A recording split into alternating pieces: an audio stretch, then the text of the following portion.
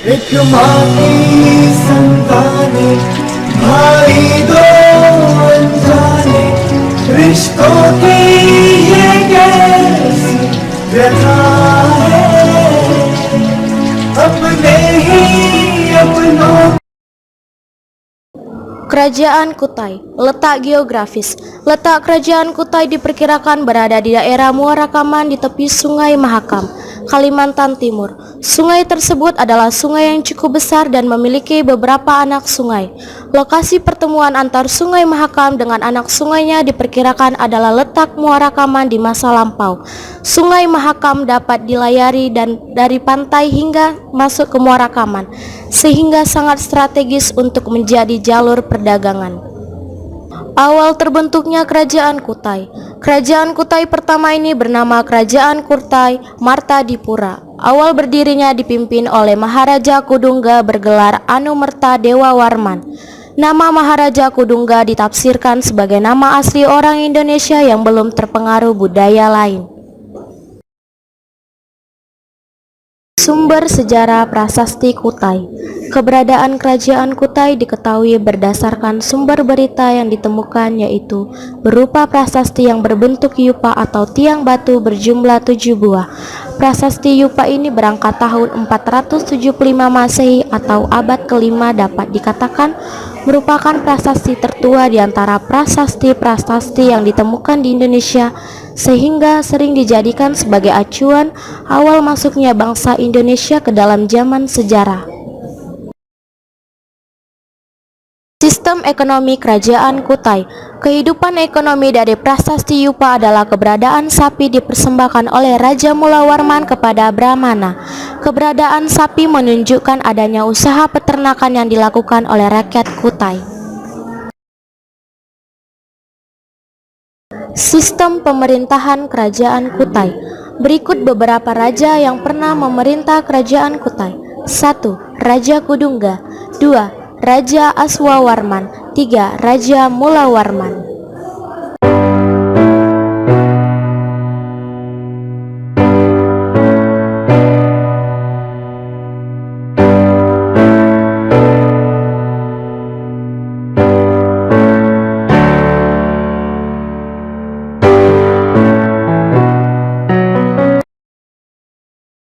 Masa keruntuhan Kerajaan Kutai.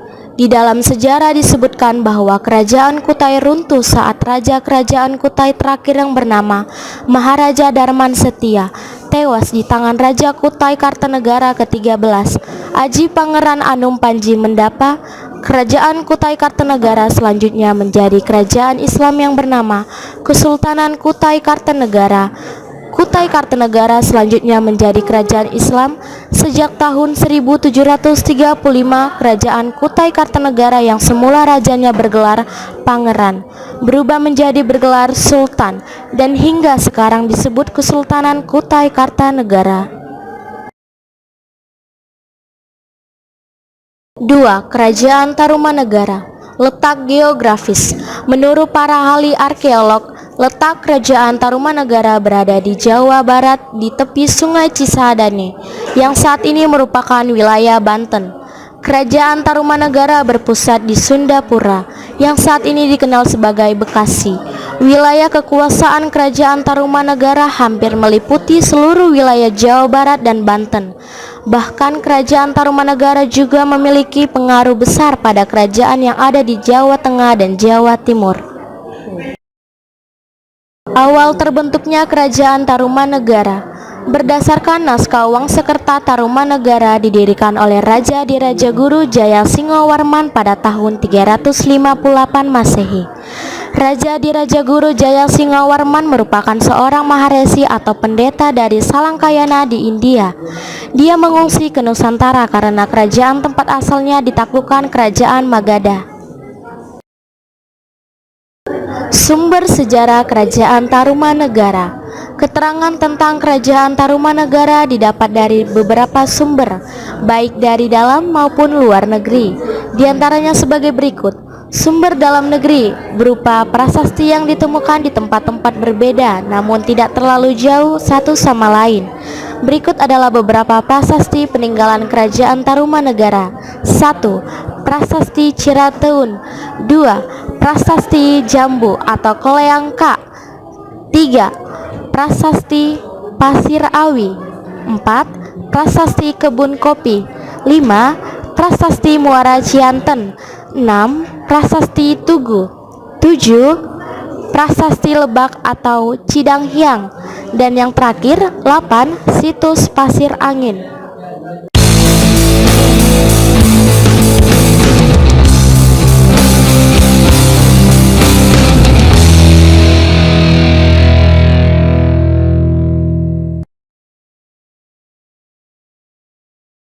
Sumber luar negeri.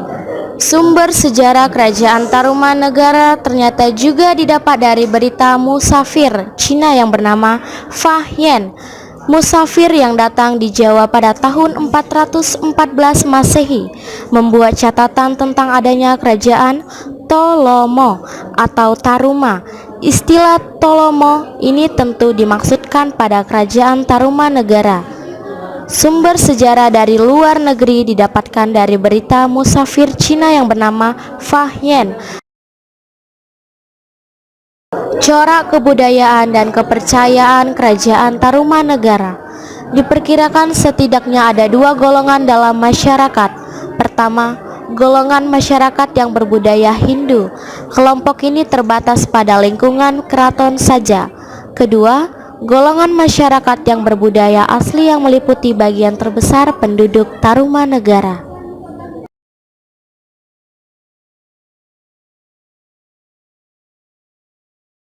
Sistem ekonomi Kerajaan Tarumanegara di bidang A. Perdagangan, B. Pertanian, dan C. Peternakan.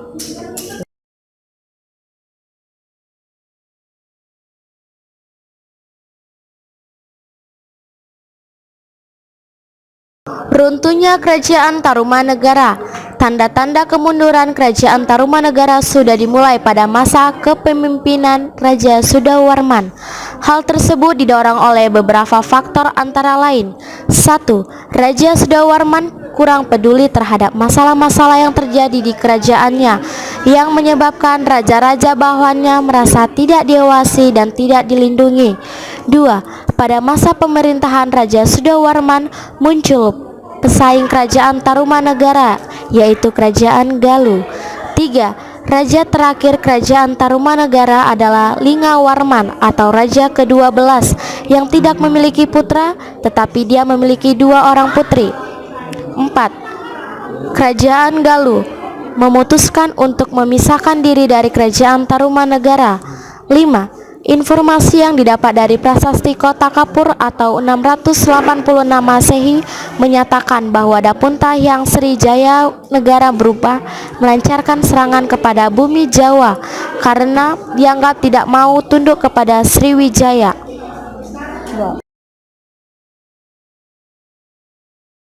Kerajaan Sriwijaya. A. Letak geografis.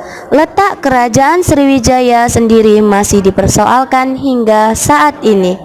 Pendapat yang cukup populer adalah yang dikemukakan oleh beberapa ahli, di antaranya A. G. Cheondes pada tahun 1918 bahwa pusat Sriwijaya ada di Palembang. Meskipun pendapat ini juga problematis karena sedikitnya penemuan arkeologis di Palembang. B. J. L. Moynes misalnya merekonstruksi peta Asia Tenggara menggunakan berita-berita Cina dan Arab menyimpulkan bahwa Sriwijaya tadinya berpusat di Kedah, kemudian berpindah ke Muara Takus. C. Soekmono dalam pendapat lain menyampaikan Jambi sebagai lokasi yang tepat bagi pusat Sriwijaya karena lokasinya yang terlindung karena ada di dalam teluk namun menghadap langsung ke laut lepas.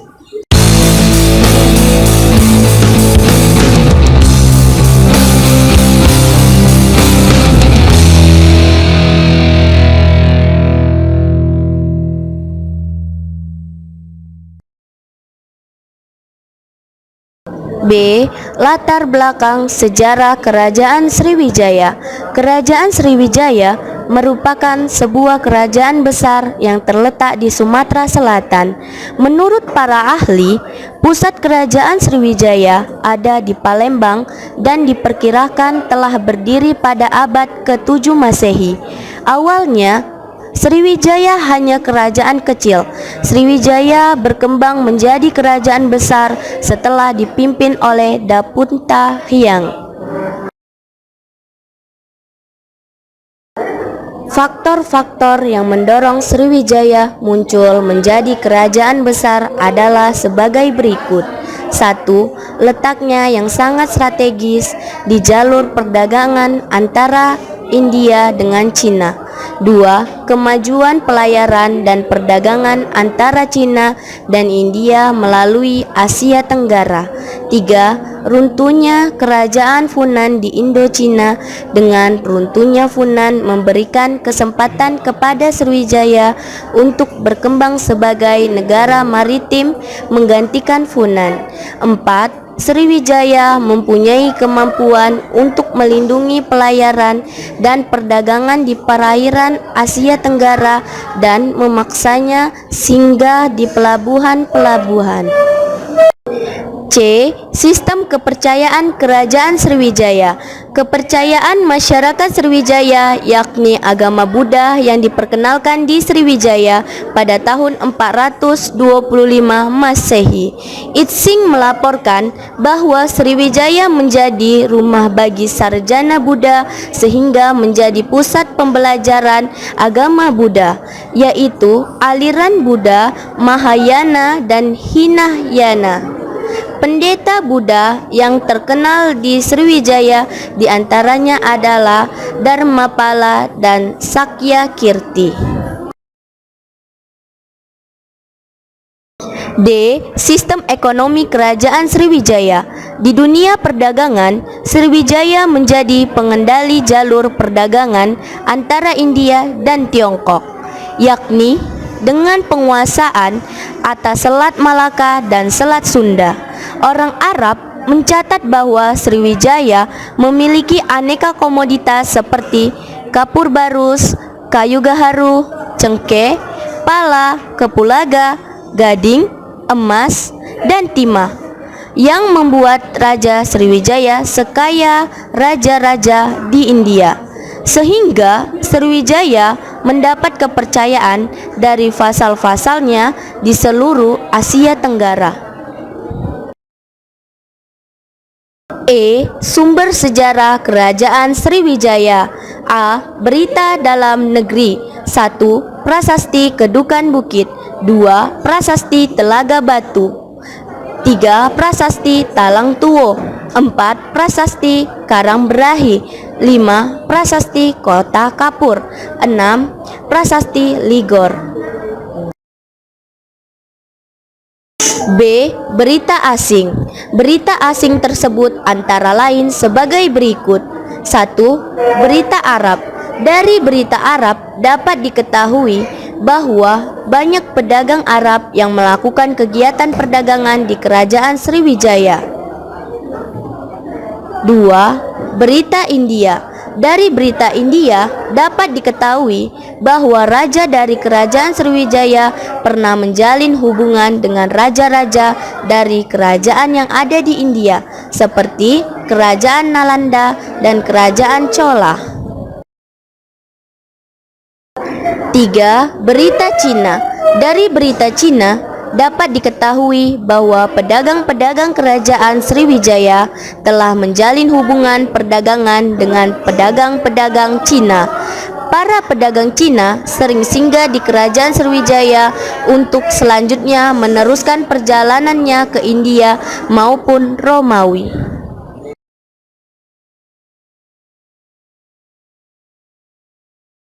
F.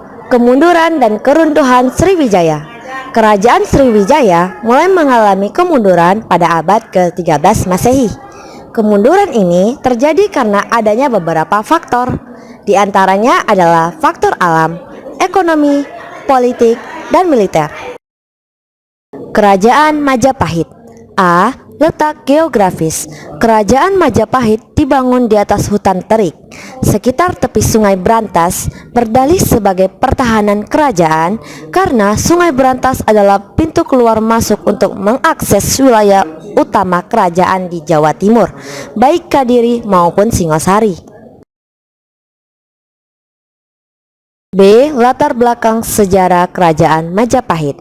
Saat Kertanegara meninggal dalam serangan Jayakatwang pada 1292, Raden Wijaya berhasil melarikan diri bersama Arya Wirajaya ke Sumenep, Madura dan berstrategi membangun kerajaan baru. Raden Wijaya meminta izin pada Jayakatwang untuk membuka lahan baru untuk tempat berdiam dan Jayakatwang mengizinkannya. Dengan bantuan tentaranya dan sisa pasukan Madura, ia membersihkan lahan itu untuk ditempati. Pada saat itu, seorang tentara yang harus mencoba memakan buah maja dan ternyata rasanya pahit. Sejak saat itu, tempat tersebut dinamakan Majapahit.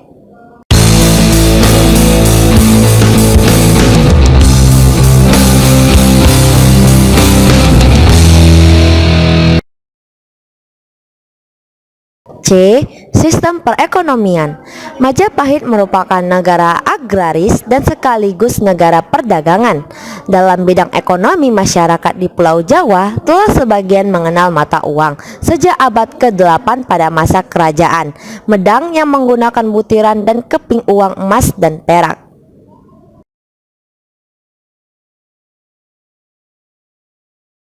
Sistem kepercayaan. Berdasarkan sumber tertulis, raja-raja Majapahit umumnya beragama Siwadari aliran Siwa Sidanta, kecuali Tribuwana Tunggadewi, Ibunda Hayam Wuruk yang beragama Buddha Mahayana. Walaupun begitu, Siwa dan Buddha merupakan agama resmi kerajaan hingga akhir tahun 1447.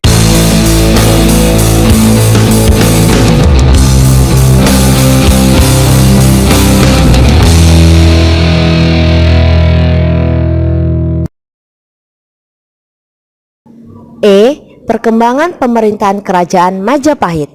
Hayam Wuruk juga disebut Raja Sanagara memerintah Majapahit dari tahun 1350 sampai 1389 Masehi. Pada masanya, Majapahit mencapai puncak kejayaannya dengan bantuan Mahapati Gajah Mada yang memiliki sumpah yang terkenal dengan Sumpah Palapa yang bertekad untuk mempersatukan Nusantara di bawah kekuasaannya.